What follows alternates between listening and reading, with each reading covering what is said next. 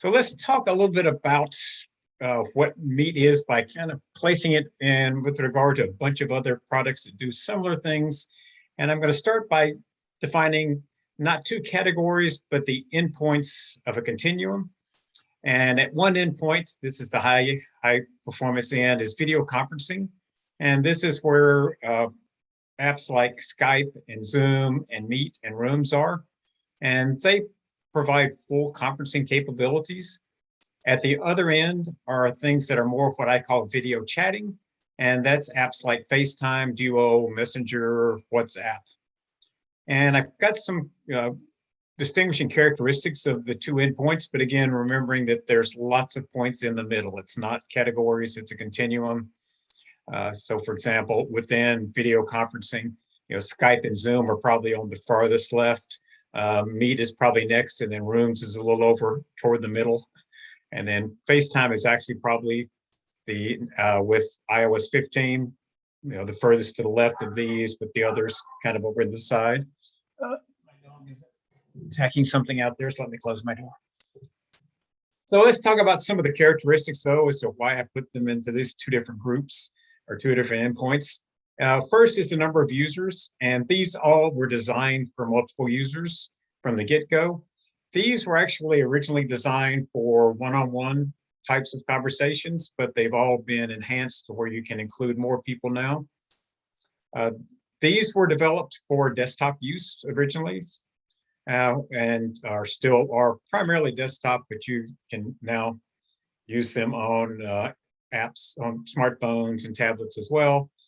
These were pretty much developed for use on the smartphone and have sort of evolved, so you can kind of tell they're both evolving toward each other in a lot of ways. The nature of the events, these started primarily in the business world for business meeting, formal meetings, presentations, classes, whereas these originated for informal conversations, just kind of a step up from a audio call to a video call.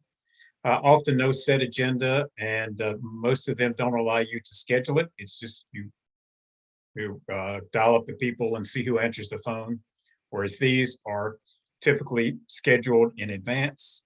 And there's my last point. These all schedule. FaceTime with iOS 15 now you can schedule actually, but the others you can't schedule anything. It's just you dial them up and see who's there. So hopefully that puts all of these video chat / conferencing tools in a little bit of perspective. Questions about any of these tools or where they fall along the continuum? If not, we're going to drill down now into Meet, kind of given this context for the discussions. So what is Meet? And Google Meet was formerly called Google Hangouts Meet. It was upgraded and the name was changed a while back when they really kind of moved it more from video chatting, which is what Hangouts Meet was, to a true video conferencing tool. This is when they were intentionally trying to compete with Zoom and Skype. A Google account is required to host or join a meeting, unless it's scheduled by someone with a Google Workspace account. This gets a little confusing. Google Workspace is the corporate account, the premium version account. And if you're using Google Workspace, people can join that don't have a Google account. If you're using the free version, which most of us are, then they do have to have a Google account, which is not that big of a hurdle since it's a free account. And there are free versions I've kind of alluded to already. The free personal version that comes with your Google account. You can upgrade to Google Workspace Individual, which is $8 a month, which gets you lots of other things. This kind of gets you into that more of a business caliber of Google.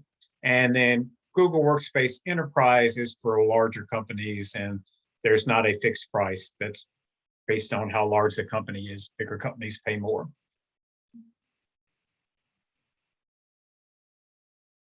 So some of the features of Google Meet, and we're going to focus on the free version today because I'm assuming that's what everybody's using as opposed to the workspace version. So you can have up to 100 participants, which covers most personal use. Meeting length for one-on-one is up to 24 hours. And with 3+ participants, it's 1 hour, which beats out Zoom, which it's, unless it's changed, I think it's still 45 minutes for Zoom, if you've got the free version. It has live captioning during meetings using Google speech to text. Zoom has that now. I think that's a fairly recent addition to Zoom, but I think they're the only two that have live captioning available. It has screen sharing, as does Zoom. I'll do a lot of comparisons to Zoom since I know you've all are using Zoom. You're using it right now. So they both have screen sharing. They both allow messaging during calls. There is a host controls that you can use to mute participants, remove participants. Not nearly as extensive with Google Meet as it is with Zoom. Zoom has lots more host controls. That's kind of why I was saying on that continuum, Skype and Zoom are kind of here, and then Meet is over here, and then you pick up Google Rooms over here. Is kind of how I would place those. And this is one of the reasons you don't have nearly as many controls available. And you can join either by Gmail or Outlook calendar or via a link.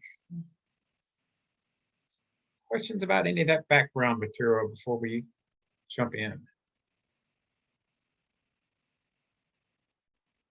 All right, let's see. Yep, that was the last screen. So let me start playing musical chairs with my different browsers here. So I'm going to start just with my Google Calendar account open, because that is one way you can schedule a Google Meets meeting is from Google Calendar. I'll do that quickly. Let's say if I want to schedule a meeting over here for tomorrow at 1 o'clock, I can just create a meeting.